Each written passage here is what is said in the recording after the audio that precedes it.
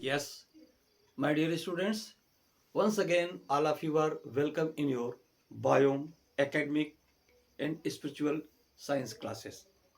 Dear students, chemical control and coordination लेशन का जो class 11th NCERT में मेंशन है उसका आज हम लोग लास्ट सेगमेंट अप्रोच कर रहे हैं। तो डियर स्टूडेंट्स, इसमें थोड़ा सा आपको दिमाग लगाने की आवश्यकता होगी, थोड़ा सा समझने का प्रयास करना होगा।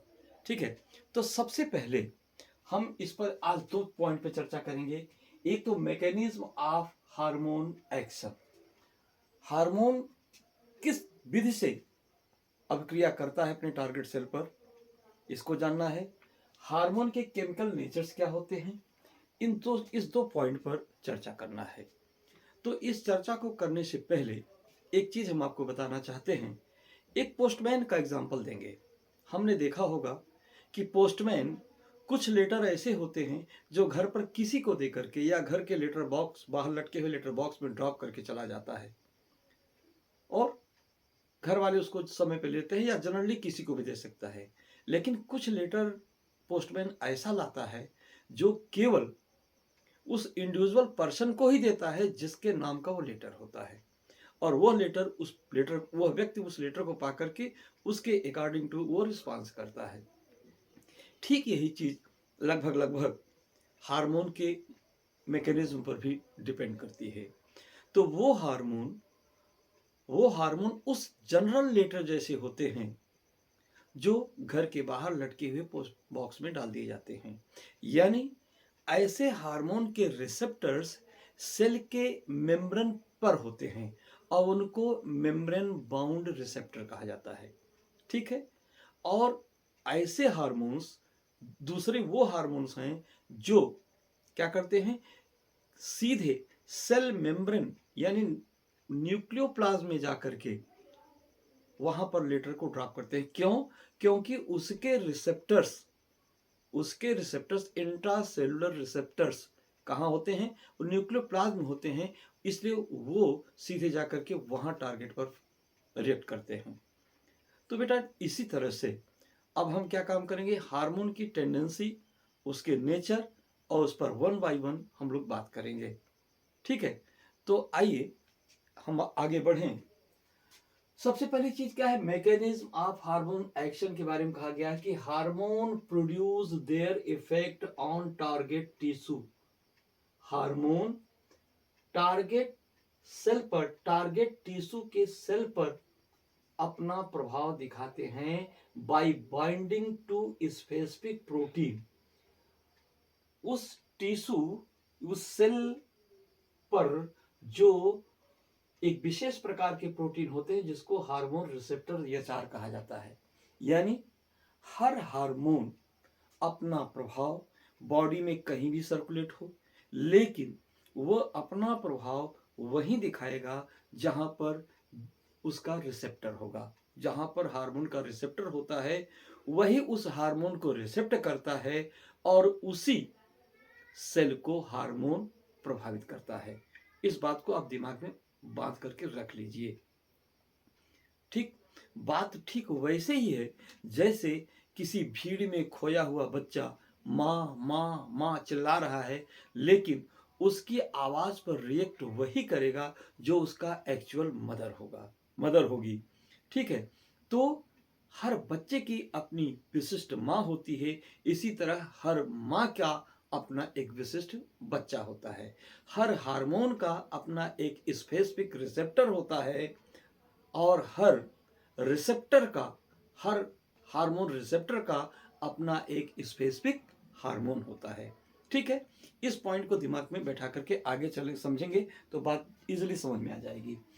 तो ये पॉइंट हो गया। दूसरी बात क्या कह रहे हैं कि hormone receptors are located in target tissue only. Yes, hormone के रिसेप्टर्स केवल उसके टारगेट सेल पे ही होते हैं, टारगेट टिश्यू के सेल पर ही होते हैं। और जिस टारगेट सेल पूरी बॉडी में बहुत सारे सेल हैं, 10 to power 14 सेल्स के बारे में कहा गया है एक हेल्दी ह्यूमन की बॉडी में। तो जिस सेल के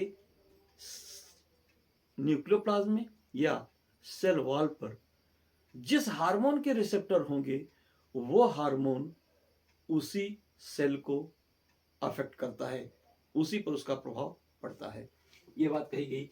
तो hormone receptors are located in target tissue only, ठीक है, और कहीं नहीं होते हैं, टारगेट टिश्यू के सेल पे ही होते हैं। Hormone receptors present on cell membrane of target cell, तो वो हार्मोन रिसेप्टर्स जो किसी सेल के मेम्ब्रेन पर होते हैं उसे मेम्ब्रेन बाउंड रिसेप्टर या एमबीआर, मेम्ब्रेन बाउंड रिसेप्टर कहा जाता है। और वो हार्मोन रिसेप्टर्स जो किसी टारगेट सेल के अंदर होते हैं उनको इंट्रासेलुलर रिसेप्टर आईसीआर या न्यूक्लियर रिसेप्टर एनआर कहा जाता है। न्यूक्लियोप्लाज्म में उपस्थित जो रिसेप्टर्स होते हैं उनको एनआर या आईसीआर कहते हैं, और सेल मेम्ब्रेन पर जो रिसेप्टर होते हैं उनको मेम्ब्रेन बाउंड रिसेप्टर एमबीआर कहा जाता है। आगे देखिए, binding of hormones to its receptor leads to formation of hormone receptor complex HRC. ध्यान रखिएगा, जब कोई हार्मोन अपने रिसेप्टर से क्या करता है, कंबाइन कर जाता है, उसमें सेटअप हो जाता है, मिक्स हो जाता है, तब वह एक कॉम्प्लेक्स बनाता है जिसको हार्मोन रिसेप्टर कॉम्प्लेक्स कहा जाता है। ठीक है, अब देखिए यहां कुछ रेड लाइन से बातें लिखी गई जो कुछ विशेष हैं। Each hormone receptor is specific to one hormone only, यानी हर हार्मोन रिसेप्टर का अपना एक विशिष्ट हार्मोन होता है, और इसीलिए हर hormone receptors are also specific for, हर वही बात जो कही गई कि हर बच्चे की एक विशिष्ट मां होती है, और हर बच्चे की विशिष्ट मां होती है, और हर मां का एक विशिष्ट बच्चा भी होता है। हर हार्मोन रिसेप्टर का एक स्पेसिफिक हार्मोन होता है, और हर स्पेसिफिक हार्मोन होता है, और हर हार्मोन का एक स्पेसिफिक हार्मोन रिसेप्टर भी होता है। यानी एक ही हार्मोन का दो हार्मोन रिसेप्टर नहीं होंगे, या एक हार्मोन रिसेप्टर का दो हार्मोन नहीं होगा। आगे देखिए, एचआरसी जब हार्मोन अपने रिसेप्टर से कंबाइन हो जाता है, यानी एचआरसी हार्मोन रिसेप्टर कॉम्प्लेक्स बन जाता है, तो यह हार्मोन रिसेप्टर कॉम्प्लेक्स क्या करता है, कुछ निश्चित बायोकेमिकल जैव रासायनिक परिवर्तन को उत्पन्न करता है, किसमें, टारगेट सेल में। दूसरी चीज, interacting MBR do not enter into target cell,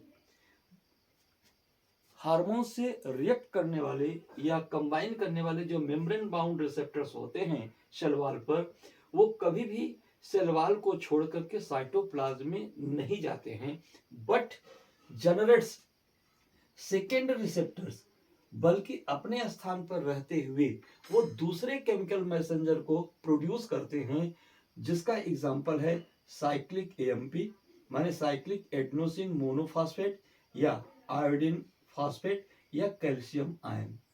ठीक है, एंड रेगुलेट्स सेलुलर मेटाबॉलिज्म, और इस प्रकार से ये जो सेकेंड मैसेंजर्स हैं वो उस सेल के साइटोप्लाज्म जाकर के मेटाबॉलिक प्रोसेस को नियमित करते हैं, नियंत्रित करते हैं। आईसीआर जो इंटरसेलुलर रिसेप्टर्स होते हैं वो क्या करते हैं, वो जीन के एक्सप्रेशन और क्रोमोसोम के फंक्शन को अफेक्ट करते हैं by interacting HRC hormone receptor complex. यानी आईसीआर से जो न्यूक्लियोप्लाज्म में जो रिसेप्टर्स होते हैं वो जब अपने हार्मोन से कंबाइन करेंगे तो एचआरसी हार्मोन रिसेप्टर कॉम्प्लेक्स बनाएंगे, और ये कॉम्प्लेक्स सीधे उसके जीनोम पर, जीनोम को प्रभावित करते हैं, या क्रोमोसोम के फंक्शन को प्रभावित करके क्या करते हैं, उस जीव में आशानुरूप परिवर्तन लाते हैं। नेक्स्ट पॉइंट, क्युमुलेटिव, सब कुछ मिलाकर के बायोकेमिकल एक्शंस जो होते हैं सेल के अंदर results in physiological and developmental effects. ये जो एचआरसी के द्वारा जो रिजल्ट कॉज किया जाता है हार्मोन के द्वारा, वो उस जीव के कोशिका में शारीरिक या विकास से संबंधित प्रभाव को उत्पन्न करता है।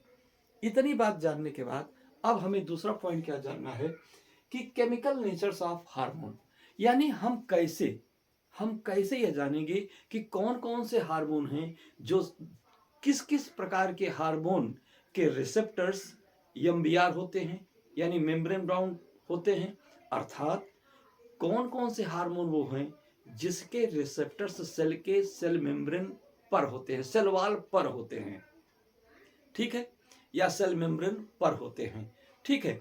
तो वो हार्मोन हमको जानना है। और फिर वो कौन से हार्मोन हैं जिनके रिसेप्टर्स सेल के न्यूक्लियोप्लाज्म में होते हैं, अर्थात क्या होता है आईसीआर, किसके आईसीआर, किस किस हार्मोन के आईसीआर होते हैं और किस किस हार्मोन के एमबीआर होते हैं।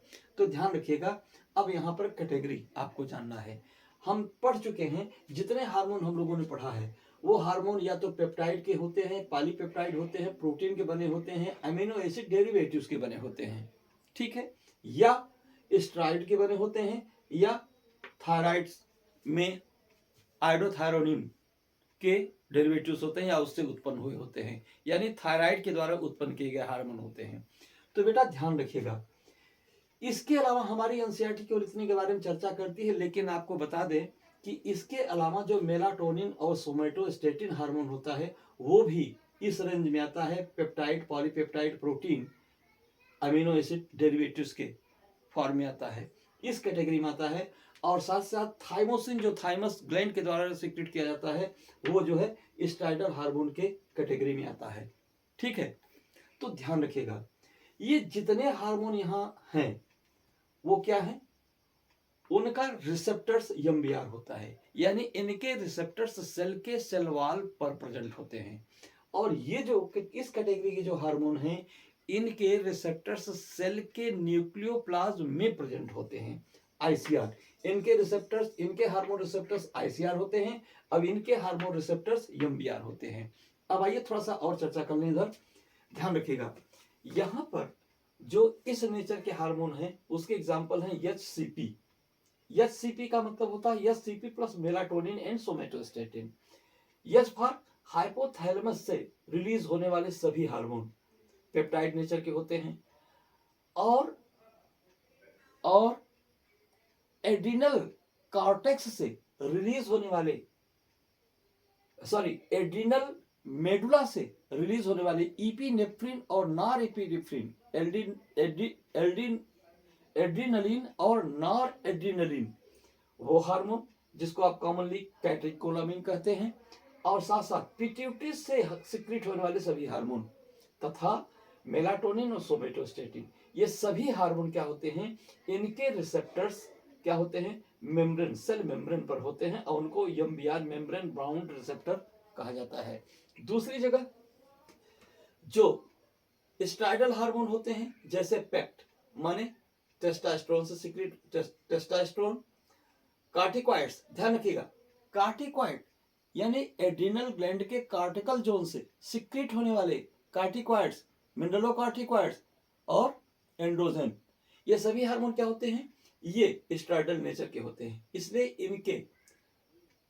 इनके जो है रिसेप्टर्स और गोनाइड से सिक्रीट होने वाले हार्मोन जैसे एस्ट्रोजन और प्रोजेस्टेरॉन तथा थाइमोसिन और थाइमस थायराइड हार्मोन, ये इन सब के जो हार्मोन के रिसेप्टर होते हैं वो आईसीआर यानी इंट्रासेलुलर रिसेप्टर होते हैं, अर्थात इनके रिसेप्टर सेल के न्यूक्लियोप्लाज्म में होते हैं, ठीक है।